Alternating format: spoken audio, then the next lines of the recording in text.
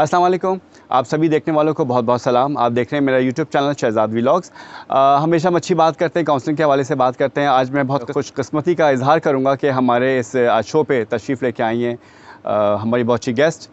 चलें आपको उनसे मिलवाते हैं। अस्सलाम वालेकुम। वालेकुम अस्सलाम। कैसी हैं मैडम? अल्हम्दुलिल्लाह। सबसे पहले बहुत बहुत शुक्रिया आपका, आपने जो है वो टाइम निकाला तशरीफ़ लाई यहाँ पे।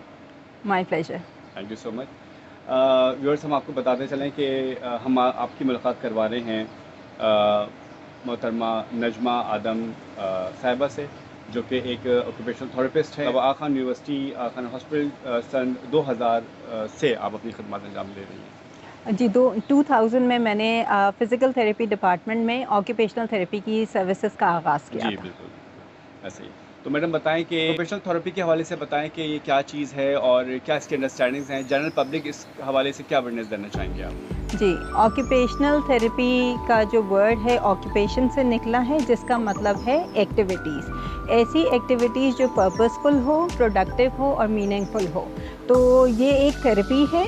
हम हेल्थ केयर प्रोफेशनल्स होते हैं और ये ऐसी थेरेपी है जो एक्टिविटीज़ के थ्रू कराई जाती है। तो ये हर उम्र के लोगों के लिए बर्थ से लेके 100 प्लस किसी भी किस्म की कंडीशन हो सकती है, किसी भी टाइप का डिसऑर्डर हो, डिज़ीज़ हो, या इवन अगर किसी डिसऑर्डर या डिज़ीज़ के ना भी हो, तो टिपिकल लोग जिनको रेगुलर बैक पेन होते हैं या किसी किस्म के चैलेंजेस आ रहे हैं थ्रू आउट लाइफ, घर में, ऑफिस में, फ़िज़िकल चैलेंजेस भी हो सकते हैं या मेंटल चैलेंजेस भी हो सकते हैं, उनकी भी थेरेपी होती है।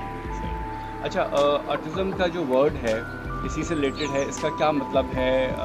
ये क्या डिज़ीज़ है, ये डिसऑर्डर है, ये क्या है? ऑटिज़म स्पेक्ट्रम डिसऑर्डर इसका पूरा नाम है। जैसे कि इसके आप जो देख रहे हैं कि इसमें ASD जो बता रहे हैं, उसमें ऑटिज़म स्पेक्ट्रम डिसऑर्डर कहते हैं इसको। और इसकी ये एक न्यूरो डेवलपमेंटल डिसऑर्डर है, जिसमें थोड़ी सी हम इस तरह से एक्सप्लेन करते हैं कि इसकी जो ब्रेन में वायरिंग हुई हुई होती है वो थोड़ी सी डिफरेंट होती है।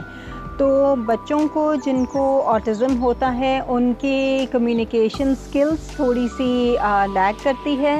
समटाइम्स पेरेंट्स आते हैं और कहते हैं कि बचपन में वो थोड़ा सा बोल रहा था, मे बी एक वर्ड बोला बाबा, मामा और कुछ वर्ड्स शुरू किए और फिर वो रिग्रेस कर गए, यानी कि वो जो बोलता था वो भी बोलना छोड़ दिया। तो समटाइम्स हमें ये चीज़ नज़र आती है। इसके अलावा सोशल इंटरेक्शन जिस तरह से बच्चों का होता है आपस में, बच्चों के साथ या इवन बड़ों के साथ, मदर के साथ, वो इंटरेक्शन इतना नज़र नहीं आता है। और तीसरी मेजर चीज़ जो ऑटिज़म में नज़र आती है वो रिपिटेटिव बिहेवियर होते हैं। और वो ऐसे बिहेवियर हो सकते हैं जब बच्चा कोई अपसेट होता है या एक्साइटेड होता है या एंशियस होता है, जिसमें जैसे कि रॉकिंग करना या हैंड फ्लैपिंग करना, इस किस्म के कुछ बिहेवियर्स हमें नज़र आते हैं। सही। अच्छा, इसमें ऑटिज़म के हवाले से कितने टाइप्स ऑफ ऑटिज़म है जो कि एग्जिस्ट करते हैं इस वक्त? एक टाइप तो ऑटिज़म की जो मैं अभी आपको बता रही थी, उसमें जो है माइल्ड, मॉडरेट या सिवियरिटी हो सकती है, ज़्यादा सिवियर भी हो सकता है। और एक और ऑटिज़म है जिसमें जो हाई फंक्शनिंग कहलाते हैं, जिसको हम एस्पर्जर कहते हैं। तो ये भी एक ऑटिज़म की टाइप है। तो अगर पेरेंट्स को ये पता चला है कि उनका जो बच्चा है वो ऑटिज़म का शिकार है, ऑटिज़म डिसऑर्डर है, तो ये बहुत ज़्यादा रिस्की है, बहुत ज़्यादा सीरियस तो नहीं है, या इसको लेके बहुत ज़्यादा परेशान तो नहीं हो जाना? क्या मतलब, क्या पेरेंट्स का इस पे एक्शन क्या होना चाहिए? एक्चुअली जब इसके कुछ रेड फ्लैग्स हैं, मेरे ख़्याल है हम उस पर थोड़ी सी बात कर लें कि 18 मंथ्स में भी कुछ ऐसी चीज़ें होती हैं जो नज़र आ सकती हैं। इसकी जो प्रॉपर डायग्नोसिस है, जो DSM जो साइकोलॉजिस्ट करते हैं हमारे पास, वो 3 इयर्स पर होती है। बट इससे पहले अगर 18 मंथ्स पे, 2 इयर्स पे अगर कुछ रेड फ्लैग्स नज़र आ रहे हैं, तो डेफ़िनेटली जो है ना आपको मेडिकल हेल्प लेनी चाहिए, साइकोलॉजिस्ट के पास जाना चाहिए और वो उसकी प्रॉपर तरीके से डायग्नोसिस बताते हैं। इवन अगर 3 साल का बच्चा नहीं है और कुछ चीज़ें नज़र आ रही हैं, जैसे आई कांटेक्ट नहीं है, या जैसे मैंने आपको पहले बताई कि उसका इंटरेक्शन, सोशल इंटरेक्शन या कम्युनिकेशन उस हिसाब से नहीं हो रही जिस तरह से रेगुलरली होनी चाहिए, या कुछ ऐसे बिहेवियर्स नज़र आ रहे हैं या ये है कि वो अपने नाम पे रिस्पॉन्ड नहीं कर रहा, क्योंकि हमारा नाम ऐसा होता है कि अगर कोई दूर से भी ले रहा होता है तो हम थोड़ा सा चौंकते हैं या उसकी तरफ देखते हैं और जी, रिस्पॉन्ड करते हैं। तो अगर बच्चा इस किस्म की कोई चीज़ें नज़र आ रही हैं या उसको सेंसरी चैलेंजेस नज़र आ रहे हैं कि बच्चा टच करने में प्रॉब्लम हो रहा है या साउंड से कोई सेंसिटिविटी है या लाइट से कुछ है, तो हो सकता है उसको एडिशनल सेंसरी चैलेंजेस की वजह से ज़्यादा परेशानी हो रही हो। तो हम ये कह सकते हैं कि ये जो ऑटिज़्म है ये एक डिसेबिलिटी है। इसको एक्चुअली हम डिफ़ाइन इस तरह से करेंगे कि ये एक डिसऑर्डर है, और जितना जल्दी इस पे इस डिनायल से निकल के हम एक्सेप्टेंस की तरफ आएँ और इसकी ट्रीटमेंट की तरफ जाएँ, इंटरवेंशन की तरफ जाएँ, उतना बेहतर है। सो बेसिकली अगर हम 3 साल से पहले अगर ये इंटरवेंशन स्टार्ट कर लें थेरेपीज़, तो हमें रिज़ल्ट्स बहुत अच्छे नज़र आते हैं। तो वो जो हम एक्चुअली डिसेबिलिटी का वर्ड आजकल इतना यूज़ नहीं कर रहे होते कि डिसेबल है। हम उनको ये कहते हैं कि हर बच्चे और बड़े में सलाहियतें होती हैं, कुछ स्ट्रेंथ्स होती हैं जिस पे हम काम करते हैं, ज़्यादा बढ़ाने की कोशिश कर रहे होते हैं जो उनकी स्ट्रेंथ होती है, और वीकनेसेस पे तो डेफिनेटली काम हो ही रहा होता है। तो हम उनको डिफरेंटली एबल्ड कहते हैं कि उनमें भी बहुत सारी सलाहियतें हैं जो हम सही टाइम पर डिटेक्ट करके हम उसको यूटिलाइज़ कर सकें। यानी कि आप एक मैसेज देना चाह रही हैं सोसाइटी को कि इस तरह के जो बच्चे हैं उनके लिए ये वर्ड इस्तेमाल किया जाए, ये टर्मिनोलॉजी है। बिल्कुल, बिल्कुल। अच्छा, इसके अलावा मुझे बताएं कि अगर ये पता चल जाता है कि इस तरह का इशू है बच्चों में, तो फिर वो उनका नॉर्मली वॉक करना, उनकी बातें करना, खुद जो वो बात करते हैं या चीज़ों के साथ खेलना, उसमें कुछ फ़र्क महसूस कर सकते हैं पेरेंट्स? किस तरह पता चलेगा क्या है? जी बिल्कुल। जब एक्चुअली दूसरे सिंड्रोम जैसे डाउन सिंड्रोम है या एपिड सिंड्रोम है, या जिन बच्चों को पैदाइश के वक्त ही झटके पड़ते हैं जैसे फिट्स हैं, या बर्थ नॉक्सिया है जैसे कि जिसमें ऑक्सीजन की कमी होती है, तो फिज़िकल चीज़ें ज़्यादा नज़र आ रही होती है कि नेक होल्डिंग उन्होंने 3-4 महीने में जैसे बच्चे कर लेते हैं। टिपिकल बच्चे अगर वो नहीं कर रहे और डिलेज़ हैं तो उसमें शुरू में ही नज़र आ जाती हैं चीज़ें। मगर ऑटिज़म में एक्चुअली होता ये है कि ये चीज़ें अर्ली एकदम से डिटेक्ट करना थोड़ा सा मुश्किल होता है, क्योंकि ऐसे बच्चे जिनको ऑटिज़म होता है वो एक आम ऑर्डिनरी बच्चों की तरह नज़र आते हैं, तो उनको उनकी नेक होल्डिंग, सिटिंग, इवन वॉक भी तकरीबन वो अपने टाइम पर ही कर रहे होते हैं, या शायद थोड़ी सी जो हमारी रेंज होती है 6 महीने का, 6 मंथ्स, कोई साल भर में कर रहे हैं, तो कोई मे बी 15 महीने में कर रहे हैं या 16 महीने में कर रहे हैं, या शायद जल्दी कर रहे हैं। तो इस तरह से जब ये टाइम गुजर रहा होता है तो इतना लोगों को आइडिया नहीं होता। बट जब आगे चलते हैं तो पता चलता है कि जी आई कांटेक्ट नहीं है, और चीज़ें जो हैं नज़र आ रही होती हैं, रिस्पॉन्ड नहीं कर रहा, इंटरैक्ट नहीं कर रहा, उससे चीज़ें जो है ज़्यादा बेहतर तरीके से पता चल रही होती हैं। मगर क्योंकि वो एकदम से प्रोमिनेंट नहीं होता तो थोड़ा वक्त लग जाता है, और डॉक्टर्स के पास पहुँचते भी टाइम लग रहा होता है। इवन पीडियाट्रिशियन के पास कि भाई बच्चा बोल नहीं रहा है तो ठीक है, शायद थोड़ा डिले है, उनके घर में किसी ने भी शायद देर से बोलना शुरू किया था। इस तरह से डिनायल में और उसको एक्सेप्ट करने में और डॉक्टर के पास पहुंचने और साइकोलॉजिस्ट और हमारे पास एक्चुअली पहुंचने में काफ़ी टाइम लग जाता है। अच्छा, तो अगर पेरेंट्स को पता लग गया है कि इनिशियली उन्होंने अपने तौर पे थोड़ा फील हुआ कि ऑटिज़म का मसला है बच्चे में, तो उसको किस तरह टेस्ट कर सकते हैं? या फ़ौरन डॉक्टर के पास जाना है? इनिशियली कैसे इन्वेस्टिगेट करें? पेरेंट्स के लिए फ़र्स्ट स्टेप क्या होना चाहिए? ये डॉक्टर के पास जाना चाहिए, थेरेपिस्ट के पास? क्या इस बारे में? जी, एक्चुअली मोस्टली जब बच्चे बीमार होते हैं या किसी किस्म के चैलेंजेस लग रहे होते हैं, तो उसमें यही होता है कि जो बच्चे के डॉक्टर होते हैं, पीडियाट्रिशियन हैं या चाइल्ड स्पेशलिस्ट हैं, उनके पास जाया जाता है। फर्स्ट लाइन ऑफ एक्शन तो यही होता है। सो मे बी एक न्यूरोलॉजिस्ट, पीडियाट्रिक न्यूरोलॉजिस्ट के पास जा सकते हैं। पहले तो जीपी के पास जाते हैं या चाइल्ड स्पेशलिस्ट के पास जाया जाता है, फिर उसके बाद जो है वो उनको थोड़े से आइडियाज़ होते हैं कि ऑब्ज़र्व करके उनको पता चल रहा होता है, तो फिर वो न्यूरोलॉजिस्ट, पीडियाट्रिक न्यूरोलॉजिस्ट के पास भी भिजवा सकते हैं या फिर साइकोलॉजिस्ट को भी। तो एक्चुअली साइकोलॉजिस्ट होते हैं जो एक स्टैंडर्डाइज टेस्ट करते हैं जिससे वो ऑटिज़म डायग्नोस कर सकते हैं। अगर वो डायग्नोसिस की एज से पहले उनको कुछ रेड फ्लैग्स नज़र आ रहे होते हैं तो वो फिर उनको थोड़ा सा काउंसल करते हैं कि अब आप थेरेपीज़, आप वेट ना करें कि आप बिल्कुल, तो राइट अवे थेरेपी स्टार्ट करें और फिर दोबारा से री एवेल्यूएट कराएं ताकि फिर प्रॉपर डायग्नोसिस तक पहुंच सकें। अच्छा, इसी बात को मैं आगे बढ़ाऊँगा और मुझे बताइएगा कि क्या साइंस हैं, कैसे साइंस हैं जो कि हमें बच्चों की क्या ऐसी एक्टिविटी होती है जिसे देख के लग जाता है पेरेंट को कि ये ऑटिज़म है?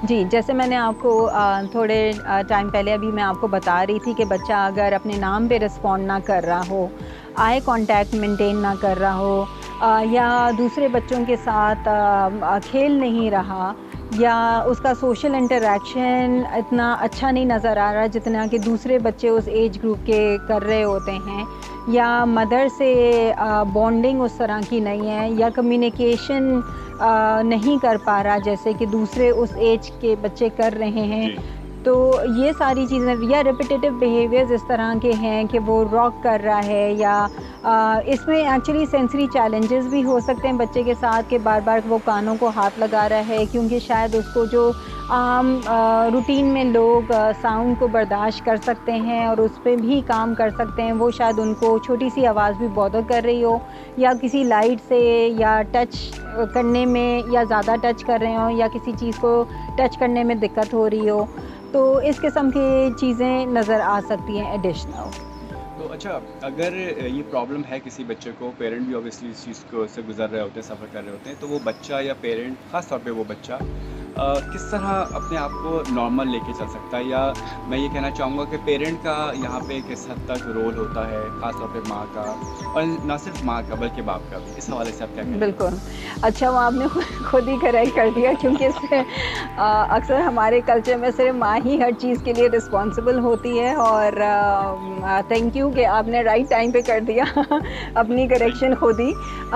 जी बिल्कुल, पूरी फैमिली का रोल बहुत इम्पोर्टेंट, ना सिर्फ माँ बाप का, क्योंकि हम जिस कल्चर से बिलोंग करते हैं वहाँ सिर्फ दो लोग ही नहीं होते जिनकी आपस में शादी होती है, बल्कि पूरी फैमिली होती है, ठीक है। और हमारे यहाँ का जो सिस्टम है वहाँ पे इन लॉज बहुत इन्वॉल्व होते हैं हर किस्म की डिसीजन मेकिंग में। अच्छा, ना सिर्फ, सॉरी आपको बात काट रहा हूँ, ना सिर्फ इन्वॉल्व होते हैं बल्कि वो इन्वॉल्व तो होते हैं लेकिन ज़रा नेगेटिव की तरफ चीज़ें ज़्यादा जारी होती हैं, जिसकी वजह से वो बच्चा, वो पेशेंट और वो जो मदर है उसको काफ़ी ज़्यादा सफ़र करना होता है। बिल्कुल, तो वो फिर वो ब्लेम गेम चल रहा होता है समटाइम्स, और ये हो रहा होता है कि किसी तरीके से पता चल जाए या किसी तरीके से ये हो जाए कि ये किसका कसूर था या कौन से गुनाह थे जिसकी सज़ा मिली है। तो बेसिकली मदर्स ही को टारगेट समटाइम्स बनाया जा रहा होता है और रिस्पॉन्सिबल ठहराया जा रहा होता है, जो कि बिल्कुल गलत है, क्योंकि ऑटिज़म की अभी तक कोई कॉज सही से, रिसर्च बहुत हो रही है, इस पे काम हो रहा है,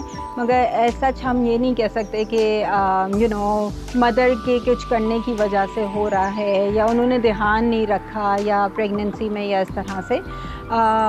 तो सपोर्ट बहुत ज़रूरी है, सपोर्ट फैमिली की बहुत ज़रूरी है। फैमिली की ही सपोर्ट से इंसान जो है ना मज़बूत होता है और पूरे माशरे को डट के मुकाबला करता है। तो वो दादी का रोल जैसे बच्चे के लिए या फादर का रोल बहुत इम्पॉर्टेंट है कि वो बच्चे को ओन करें और अलग ना समझें या किसी को ब्लेम ना करें, क्योंकि ये अल्लाह ताला की तरफ से स्पेशल बच्चे हैं। तो और अल्लाह ताला ने सेलेक्ट किया है उस फैमिली के लिए उस बच्चे को, और जैसे कि हम कहते हैं ना कि अल्लाह ताला हमारे हम जितना बर्दाश्त कर सकते हैं उतनी ही हमें वो देता है, परेशान आजमाइश देता है या हमें उस चीज़ में डालता है। तो अगर किसी माँ बाप को सेलेक्ट किया है तो अल्लाह ताला ने तो कुछ सोच कर ही किया होगा। सो बेसिकली पेरेंट्स का, फादर का इन्वॉल्वमेंट बहुत ज़रूरी है, क्योंकि अक्सर जो माएँ आती हैं वही सारा वक्त घर में भी देख रही होती हैं, खाना भी बना रहे हैं और इन लॉज़ को भी देख रहे हैं, नंदों को, और घर में जो फैमिली मैटर्स हैं, और फादर इतने इन्वॉल्व नहीं नज़र आ रहे होते, इवन थेरेपीज़ में वो नहीं आ रहे होते। आई अंडरस्टैंड कि वो जॉब पर होते हैं, मगर कभी कभार उनका इंटरेक्शन हमारे साथ बहुत ज़रूरी होता है। फादर का रोल बहुत इम्पोर्टेंट है, बिल्कुल। उनको प्ले करना है रोल। एग्जैक्टली क्योंकि अगर वो समझेंगे तो वो मदर को सपोर्ट कर सकते हैं इमोशनली, फिज़िकली बहुत ज़्यादा। अगर बच्चे के साथ नहीं इन्वॉल्व हो सकते तो एटलीस्ट इमोशनल, बिल्कुल इमोशनल सपोर्ट कर सकते हैं, अपने घर वालों को थोड़ा सा समझा सकते हैं और सबको मिल के साथ ले चल सकते हैं। अच्छा, इस हवाले से बताइएगा कि जो भी इस तरह के बच्चे हैं, प्रॉब्लम्स आ रहा है फैमिली में, तो फ़ी ज़माना इस वक्त राइट नाउ क्या ऐसी बेस्ट ट्रीटमेंट है, क्या इसके कौन सी ऐसी ट्रीटमेंट लें कि वो बेहतर से बेहतर तौर पे उसके रिजल्ट्स आ सकें? जी बिल्कुल।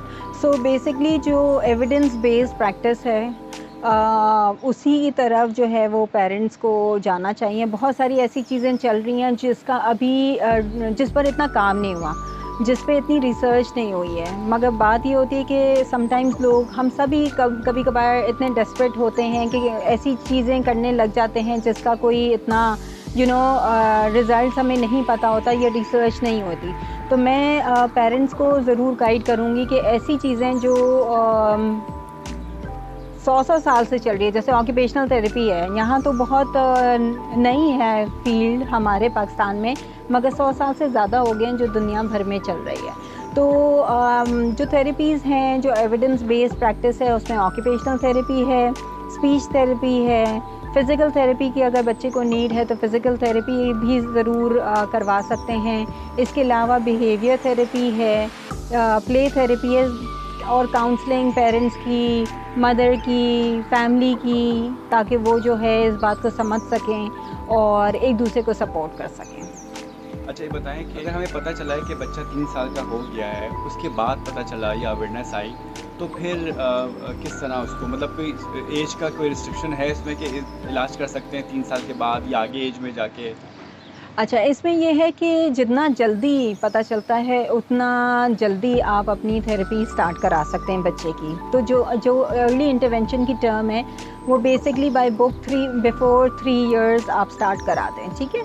उसमें रिज़ल्ट्स हमें कम टाइम में, कम पैसे खर्च करके जल्दी अच्छे रिज़ल्ट्स मिल सकते हैं, मगर इसका मतलब ये नहीं है कि अगर एज बढ़ गई है 3 साल से ऊपर तो हमें रिज़ल्ट्स नहीं मिलेंगे।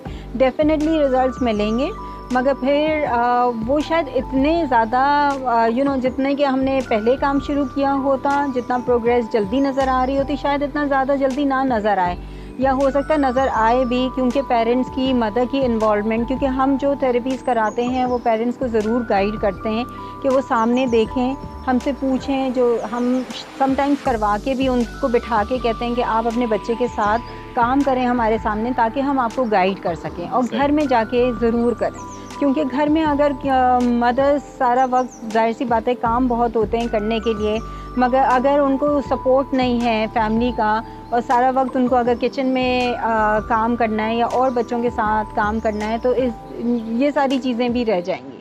तो इसलिए वही जो मैं आपको पहले बता रही थी कि एक सपोर्ट सिस्टम होना चाहिए, जो मदर्स उनके पास इतना टाइम निकले बच्चे कि वो अपने बच्चे के साथ भी स्पेंड कर सकें, ना सिर्फ माएँ बल्कि बाप को भी चाहिए कि वो थोड़ा सा टाइम रोज़ाना उस बच्चे के साथ स्पेंड करें। अच्छा, रिकवरी रेट के हवाले से पूछना चाहूँगा कि इसका अगर ट्रीटमेंट होता है तो इसकी रिकवरी रेट क्या है? अच्छा, एक्चुअली इस तरह से रेट एकदम से बताना मुश्किल होता है, क्योंकि हर बच्चा जो है वो यूनिक होता है, और हर बच्चे की स्टेज डिफरेंट हो सकती है, उसकी सिवियरिटी लेवल, जैसे मैं आपको पहले बता रही थी कि माइल्ड हो सकता है, मॉडरेट हो सकता है, और सिवियर हो सकता है। फिर आप किस वक्त स्टार्ट कर रहे हैं, कितना सपोर्ट है, घर पे कितना काम हो रहा है, तो डेफ़िनेटली प्रोग्रेस तो नज़र आती है, बट रेट एक्चुअली इस तरह से बताना मुश्किल हो जाता है।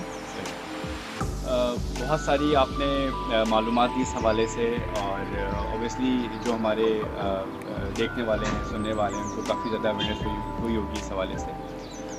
कोई मैसेज देना चाहेंगे आप उन मदर्स को, उन फैमिलीज़ को, जो कि इस चीज़ को देख रहे हैं, उनके बच्चे ऑटिज़म का शिकार हैं?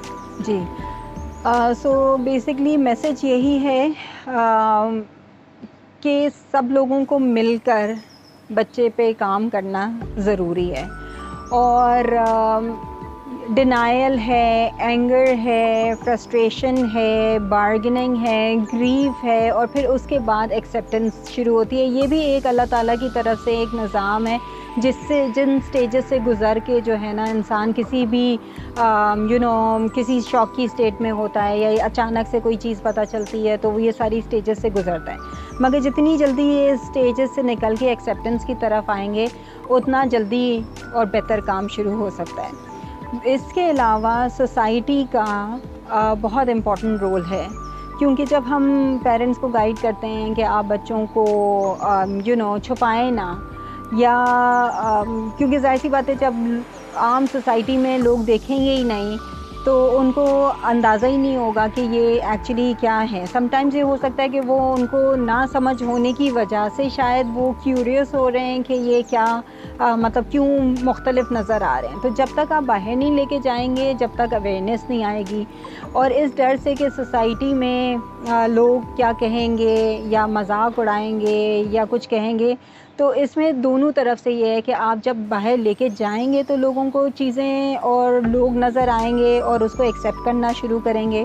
और सोसाइटी या आम जनरल पब्लिक को मैं ये कहूँगी कि जब आप पार्क में ऐसे बच्चों को देखें या रेस्टोरेंट्स में देखें, तो उनको उनके पेरेंट्स को या बच्चों को तकलीफ़ ना पहुँचाएं, क्योंकि समटाइम्स हम ना चाहते हुए भी कुछ ऐसे काम कर जाते हैं जो कि हमारे लिए शायद बहुत मामूली होते हैं, मगर उन फैमिलीज़ में बहुत बड़ा इम्पैक्ट पड़ता है कि मदर्स शायद डिप्रेशन में चले जाएंगे, बच्चों को घूर के देख रहे हैं या कुछ नाम से कॉल कर रहे हैं या एबनॉर्मल कह रहे हैं या पागल कह रहे हैं या उनसे डर रहे हैं या इस तरह की चीज़ें। तो मेरा ख़्याल है ये बहुत ज़रूरी है कि हम इस चीज़ को समझें कि ये भी हमारे माशरे का हिस्सा हैं, और यही एक दुनिया है जिसमें हम सबको रहना है, और अल्लाह ताला हमारा जितना हक़ है उतना इन बच्चों का भी है और इन फैमिलीज़ का भी है।